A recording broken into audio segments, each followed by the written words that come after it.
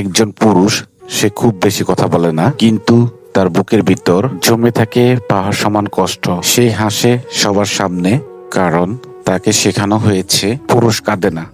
কিন্তু কে জানে, কিন্তু রাতে একা হলে তারও চোখও ভিজে যায়। পরিবারের দায়িত্ব, মায়ের আশা, স্ত্রীর স্বপ্ন, সন্তানের ভবিষ্যৎ, সবকিছু একা কাঁধে নিয়ে সে হাঁটে। সে নিজে না খেয়ে সন্তানকে খাওয়ায়, নিজের স্বপ্ন চাপা দিয়ে অন্যের স্বপ্ন বাঁচায়। তার ক্লান্তির খবর কেউ রাখে না, কারণ সে তো পুরুষ।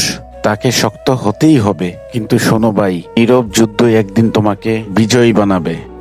আল্লাহ সব দেখছেন, তোমার প্রতিটি ভাগ্যের হিসাব তিনিই রাখছেন। হাল ছেড়ো না কখনো। আজ যে কষ্টে আছো, আগামীকাল সেটাই হবে তোমার সম্মানের গল্প। একজন পুরুষ ভেঙে পড়ে না, সে ধৈর্য ধরে, একদিন ঠিক ইতিহাস তৈরি করে।